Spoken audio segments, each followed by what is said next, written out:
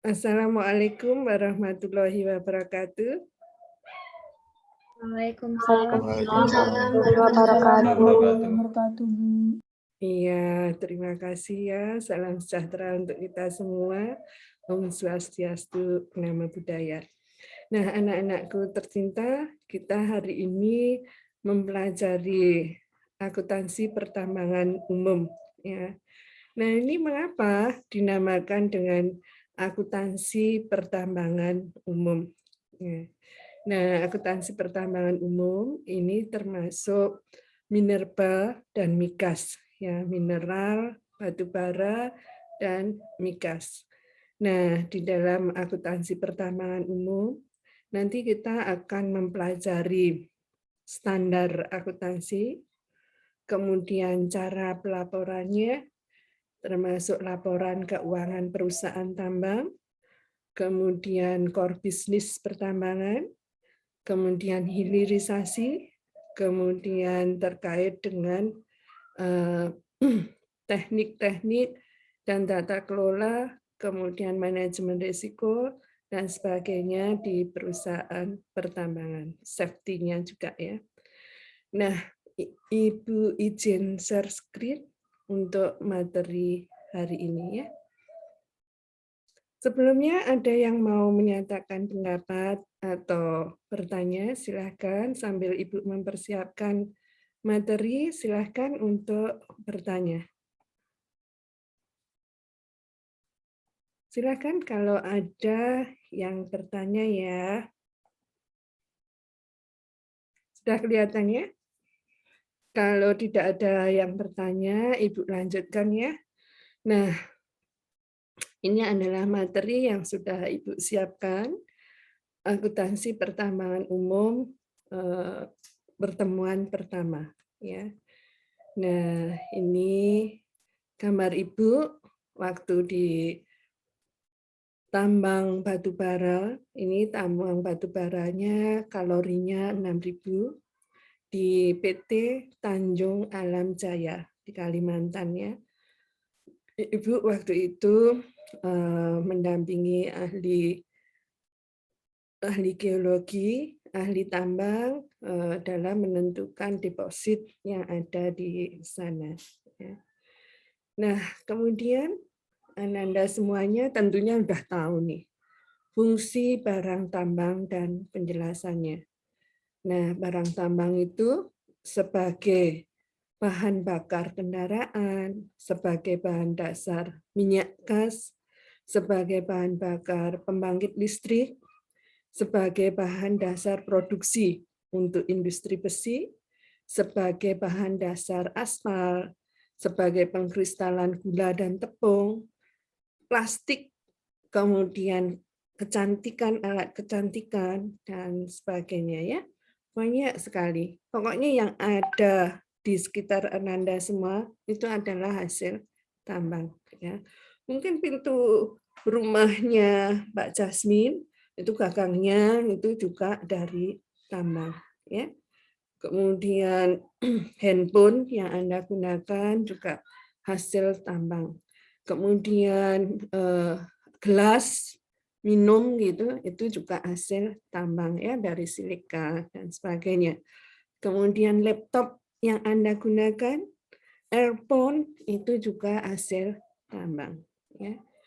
Nah, Ananda semuanya, materi pertemuan hari ini kita akan membahas pengertian tambang umum. Nanti Ibu akan jelaskan sekilas terkait dengan pertambangan umum. Nah, pertambangan umum ini terdiri dari mineral, batu bara, dan migas, ya sesuai dengan PSAK 64.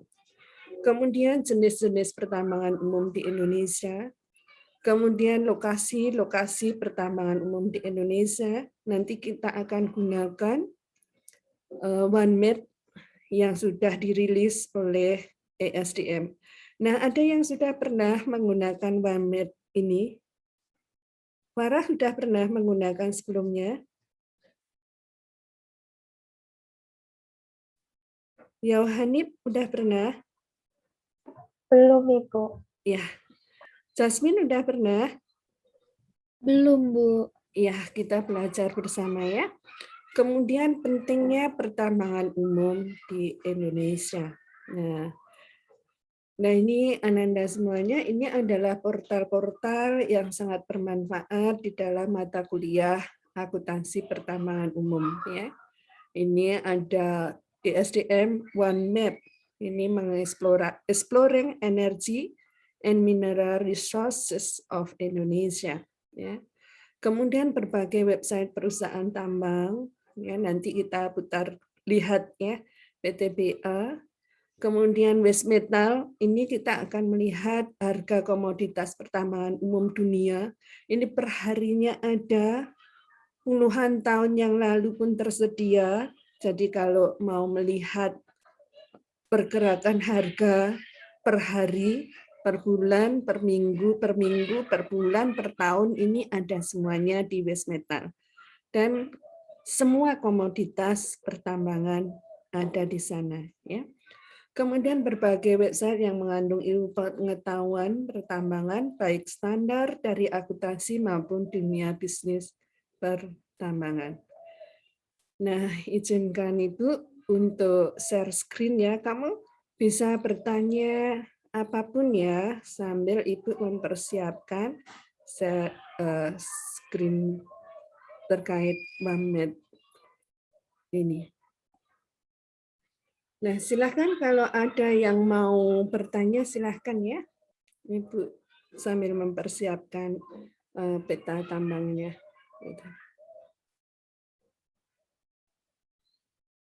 Silahkan. Kalau ada yang mau bertanya dan sebagainya. Ya.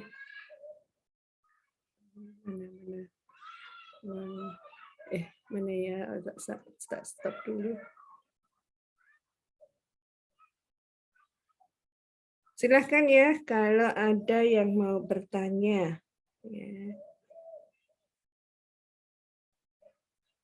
ESDM, kemudian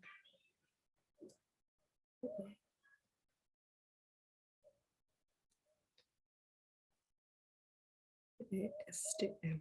Mana ESDM? Nah ini ya.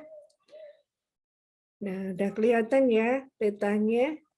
Nah, di sini kita melihat website OneMap ESDM.co.id Map Indonesia Overview ya.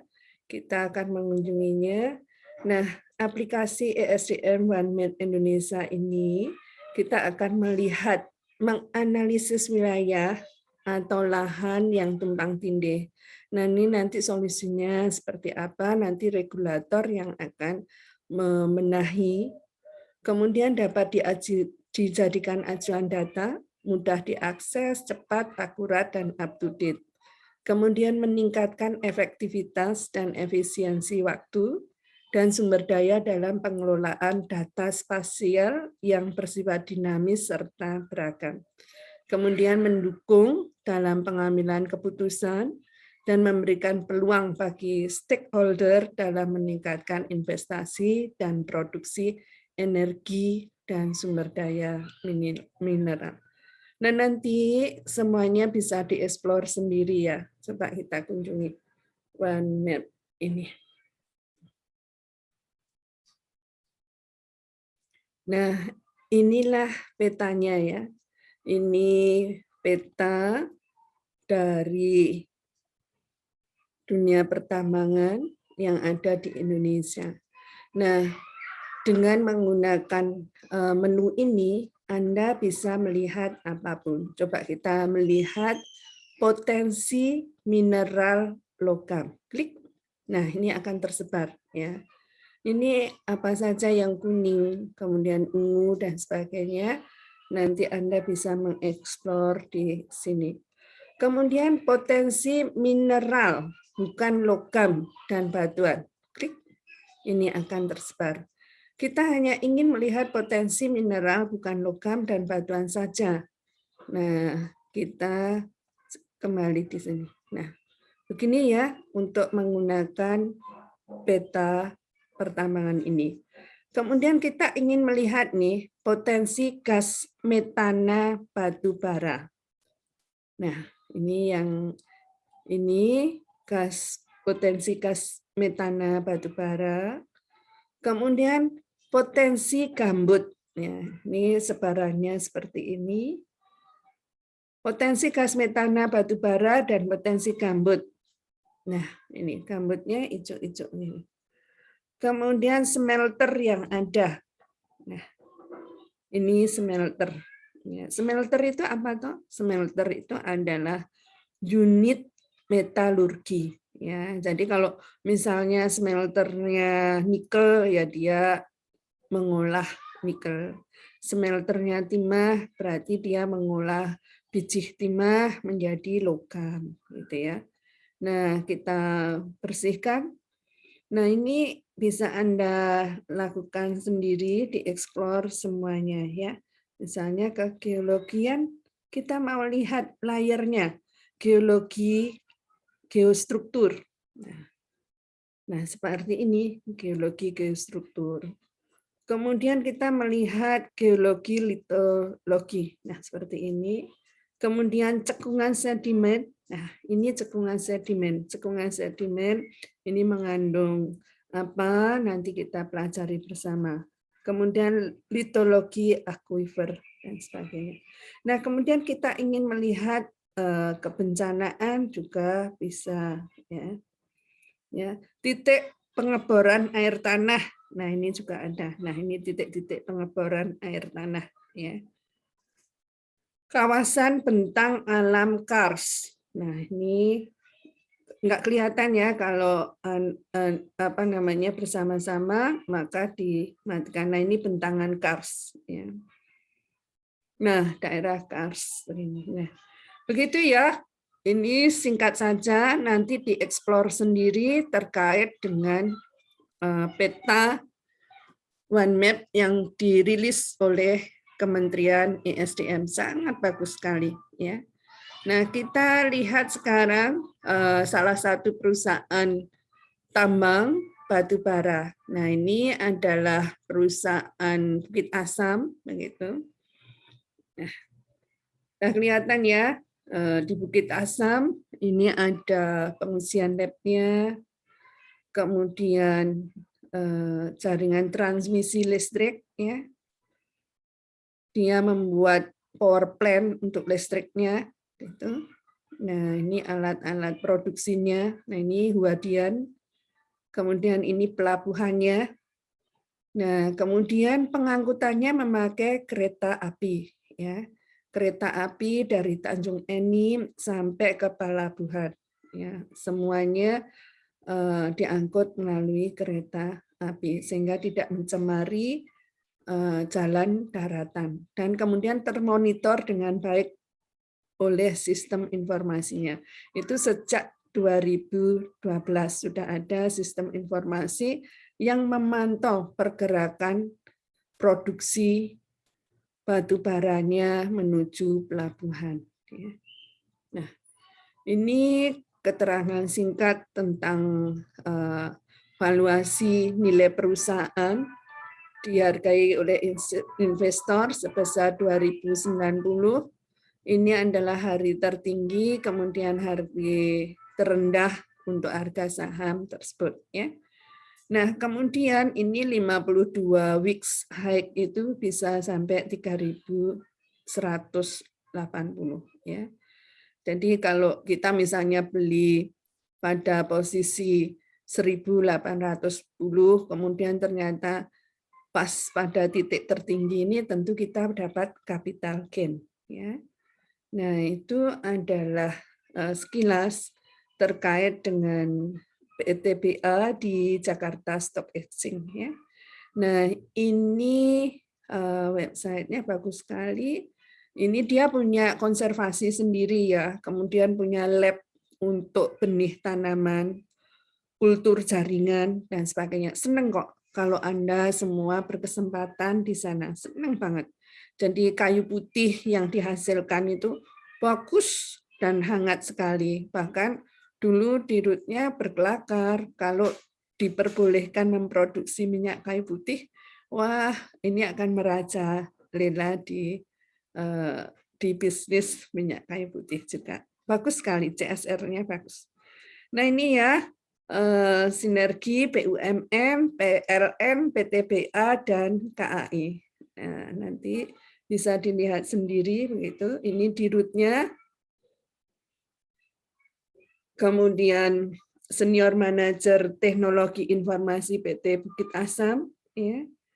Jadi bagus sekali IT-nya. Nah, IT yang bagus itu akan meningkatkan produksi perusahaan, ya. Jadi sejak ada IT tadi yang dibangun untuk mengecek di mana lokasi produksinya, kemudian perjalanan produksinya dari Tanjung Enim ke pelabuhan, itu bisa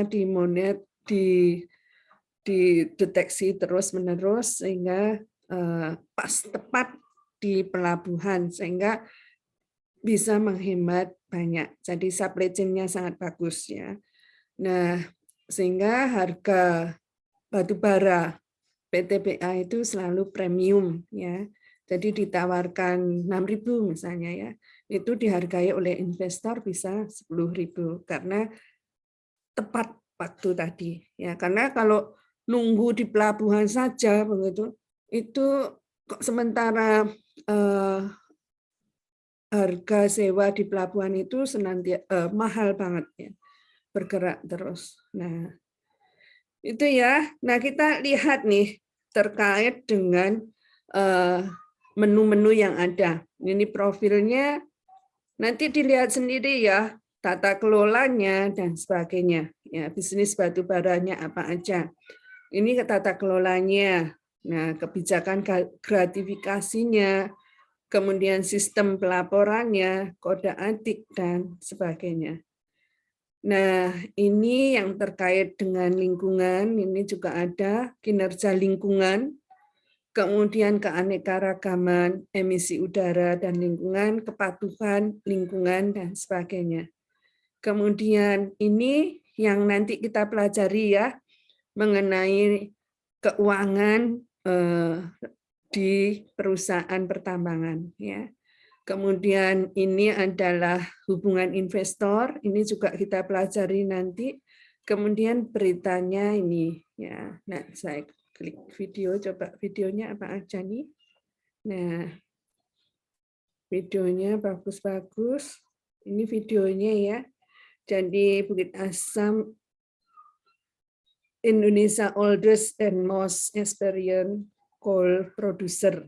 Ini bagus. Kemudian ini Sawah Lunto. Sawah Lunto ini adalah daerah produksi Bukit Asam yang kemudian sudah nilai ekonomisnya dianggap lebih rendah, kemudian dijadikan geopark ya di sana. Nah, kita lihat ini ya. Ini hilirisasi terus pabrik. Kita lihat ini aja ya, yang terkait.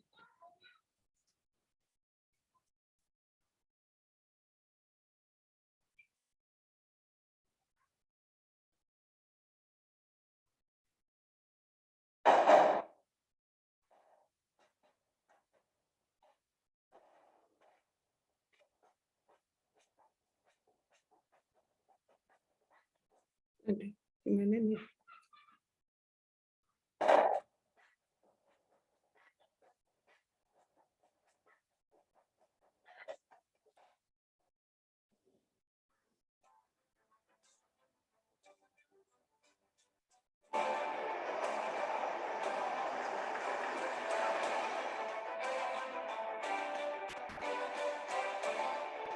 Sudah lebih dari 30 tahun, PLN mempercayakan pasokan batubara kepada PT Bukit Asam. Kualitas batubara yang disediakan oleh PTBA selalu memenuhi harapan PLN. Sistem distribusi selalu dapat berjalan dengan lancar. Kerjasama yang terjalin selama ini membuktikan bahwa PTBA telah menjadi kontributor utama dalam pemenuhan kebutuhan listrik di Indonesia. PT Bukit Asam menjadi stakeholder utama dalam menjaga kesinambungan pasokan listrik di seluruh Nusantara. Kami berharap kerjasama antara PLN dan PTBA dapat terus berjalan dengan lancar demi memenuhi kebutuhan energi listrik di seluruh Indonesia. Saya yakin PT Bukit Asam selalu menjadi garda terdepan energi bangsa.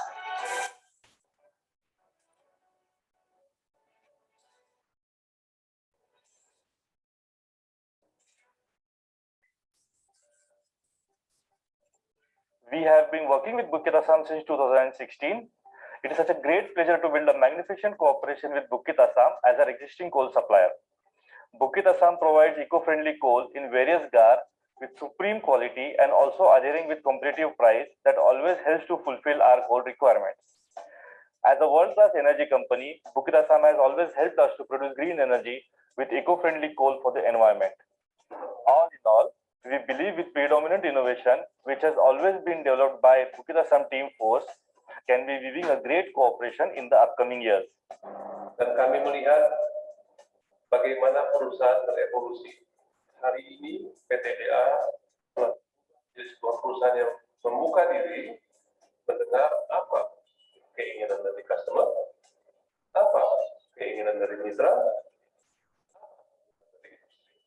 Saat ini kami memiliki produk batubara yang ditawarkan kepada pasar, meliputi Bukit Asam 48, Bukit Asam 50, Bukit Asam 55, dan Bukit Asam 64. Proses distribusi untuk pengiriman domestik dan ekspor dilakukan melalui 3 titik, Tanjung Enim, Kertapati di Palembang, dan Pelabuhan Tarahan di Bandar Lampung. Senantiasa melakukan program-program pengembangan yang ditujukan untuk memperkuat rantai pasokan, mengembangkan kualitas batu bara, dan optimasi dalam sistem distribusi. Dengan program-program pengembangan tersebut, dan dengan didukung oleh kinerja seluruh karyawan yang optimal, kami berjanji untuk selalu menyediakan batu bara dengan kualitas terbaik dan sistem distribusi yang handal. Saya ingin mengucapkan terima kasih kepada seluruh mitra PT Bukit Asam yang telah mempercayakan pasokan batu baranya kepada PT Bukit Asam Tbk. PTBA, yes!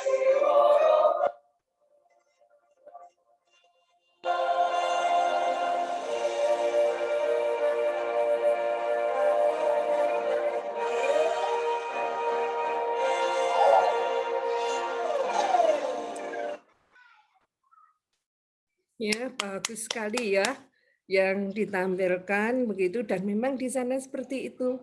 Nah, semoga Ananda semuanya kelak jadi pemimpin-pemimpin atau direktur-direktur di Bukit Asam ya, dan di perusahaan tambang yang lainnya. Nah, ini harapan Ibu. Nah, sampai di sini ada pertanyaan sebelum Ibu melanjutkan materinya. Silakan kalau ada pertanyaan. Aulia, Farah, Jasmine, Kak Sarah. Belum ada, Bu. Oh, ada, Ibu. Berarti udah jelas semua ya.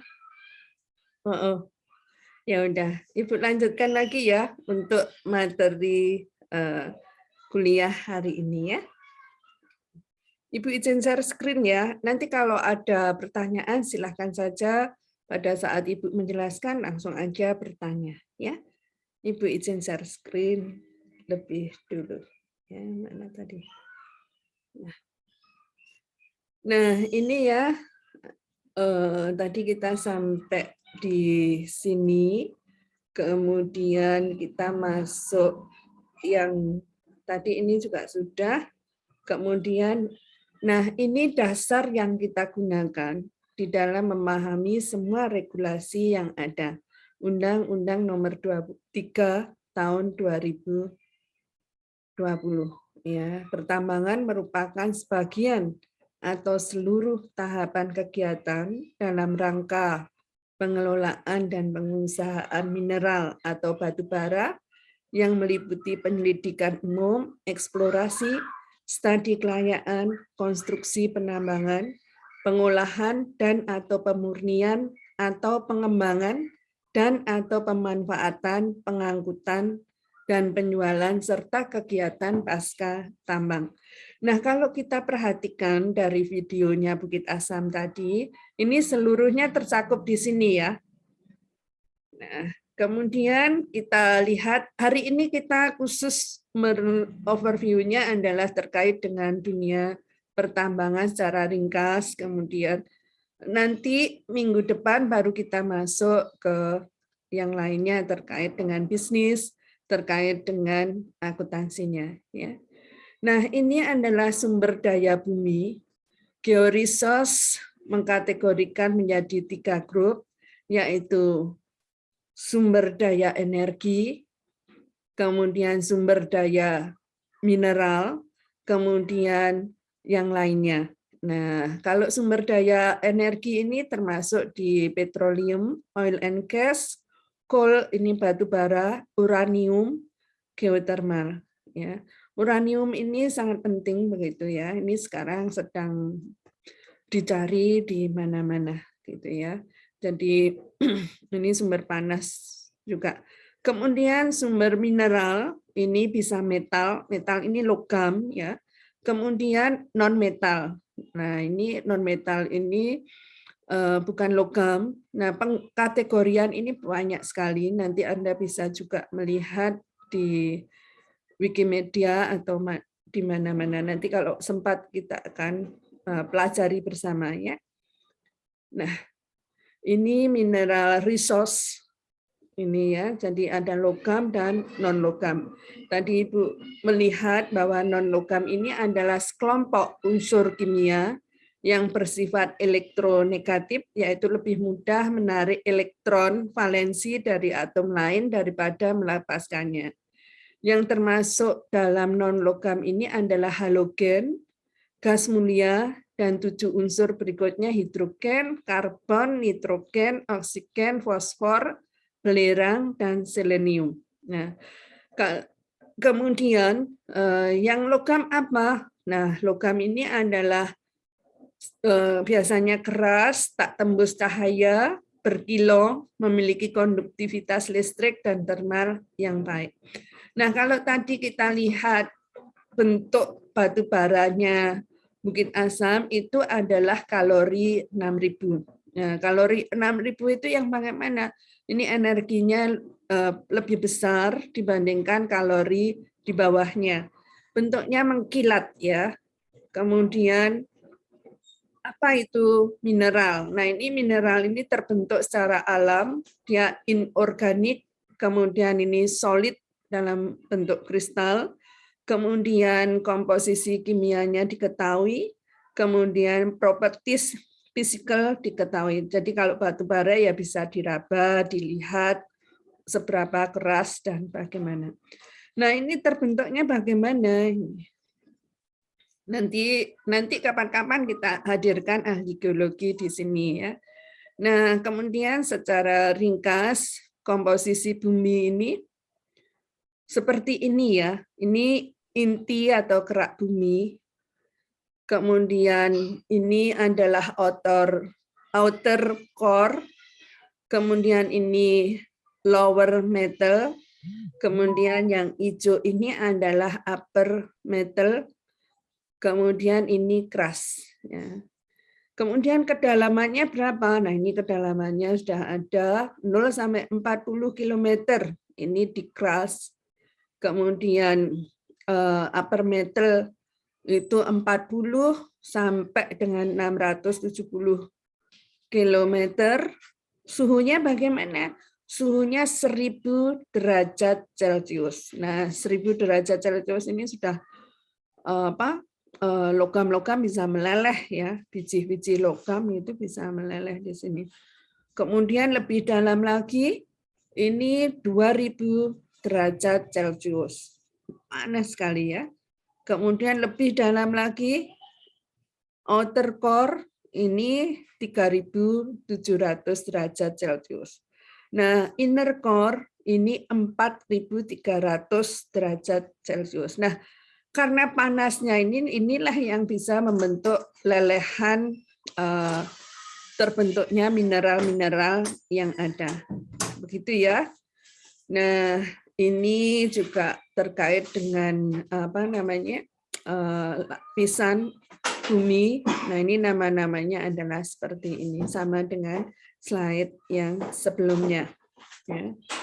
Kemudian kita lihat komposisi kimia kerak bumi, silika. Nah, ini pembentuk gelas ya, keramik itu pakai silika. Alumina, ini untuk aluminium, misalnya panci di rumah Anda aluminium. Kapur, kemudian kapur kegunaannya banyak sekali, untuk peternakan juga membutuhkan kapur ya, untuk menguraikan kotoran ternak gitu. Kemudian tambang-tambang gitu juga menggunakan kapur untuk mereduksi bahan-bahan yang tidak diperlukan atau berbahaya. Magnesia, besi oksida, sodium, kalium, besi, air, dan sebagainya. Ya. Nah, kemudian ini mineral biji. Mineral biji atau dikenal dengan or mineral. Jadi nanti kalau Anda kerja di dunia pertambangan, ornya berapa? Ini untuk menunjukkan bijinya. Ya, biji itu sebelum dilebur atau di metalurgi, di unit metalurgi. Adalah mineral yang mengandung logam atau suatu agregat mineral logam yang dari sisi penambangan dapat diambil suatu profit, atau dari sisi ahli metalurgi dapat diolah, diekstrak menjadi suatu profit. Ya. Or nikel dilakukan metalurgi menjadi logam nikel. Ya. Misalnya kalkopirit dapat diekstrak menjadi Cu, atau galena dapat diekstrak menjadi timah hitam. Ya. Mineral opak dan mineral logam sering digunakan sebagai sinonim dari mineral biji atau or mineral. Ya. Jadi ini istilah-istilah di pabrik pertambangan. Ya. Nah, ini konsentrasi metal dalam kerak bumi. Bisa dilihat sendiri bagaimana emas konsentrasinya rata-rata di dalam kerak bumi itu seperti apa per gramnya. Kemudian perak, tembaga, besi, dan sebagainya. Ya, kandungan rata-rata emas dalam batuan adalah 4 ppb, sedangkan konsentrasi rata-rata emas pada endapan biji quartz emas sulfida 5 ppm, maka faktor pengkayaan melalui proses geologi tersebut adalah 1.500. Nah, ini nanti kita akan hadirkan ahli geologi UPN ya. Nah, ini lempeng tektonik ya. Jadi pergerakan lempeng ini akan menghasilkan batuan, kemudian mineral dan sebagainya, karena di dasarnya ini adalah sumber panas sekali ya. Benturan dan sebagainya menyebabkan terjadinya endapan-endapan sumber daya mineral dan logam tadi. Ya. Tempatnya juga berdasarkan lempeng-lempeng ini terdapat bahan tambang-tambang. Nah, ini kalau nikel laterite deposit, ya deposit nikel di Sorowako, ya, Sulawesi. Ya. Di lapisan atas ini limonit, kemudian saprolit, kemudian bedrock. Ya, bedrock berarti ada di bagian bawah. Nah, ini kualitasnya, kandungan kimianya tentunya berbeda-beda. Kemudian pengaruh ke unit metalurgi enggak? Ya sangat berpengaruh, karena untuk menentukan kadar panas untuk metalurginya kan sangat tergantung dengan zat kimia yang ada di kandungan mineral tersebut. Nah, ini gambar dari eksploitasi pertambangan nikel. Kemudian ini sekilas batu bara, sudah kita pelajari tadi di awal begitu ya.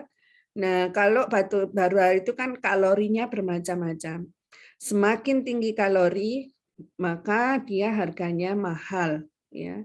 Kalau kalorinya 3.000, 4.000 ke bawah begitu, ini jauh lebih murah. Nah, kemudian kalori yang tinggi 6.000, 5.800, 6.000 itu akan kelihatan di bentuk fisiknya ya, mengkilat dan sebagainya ya.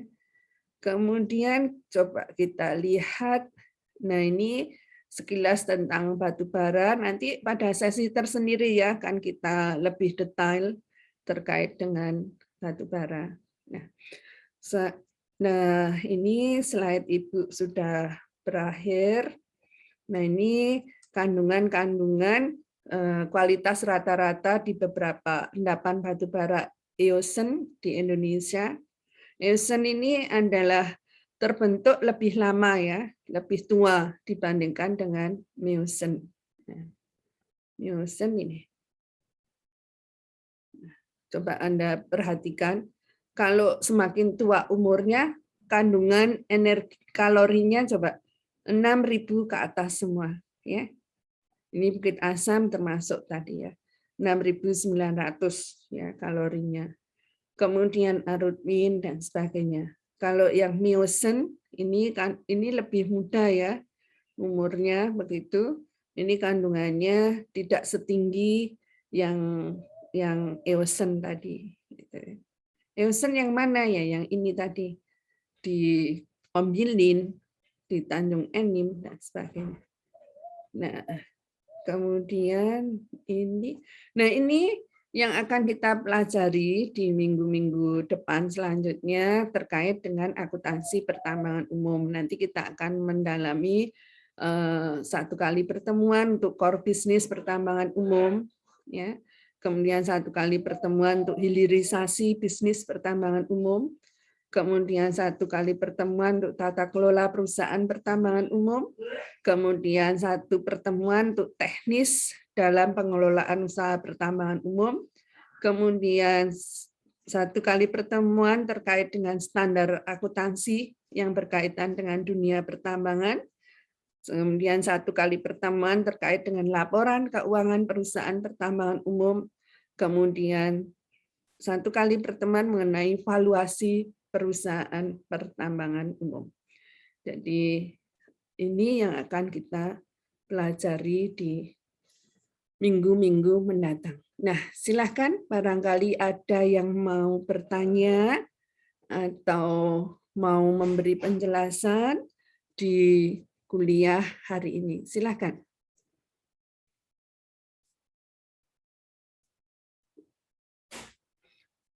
Mbak Rosi mau memberi penjelasan? Belum, Ibu. Oh, belum ya. Fahrian? Belum, Ibu. Belum ya. Yudan Arif?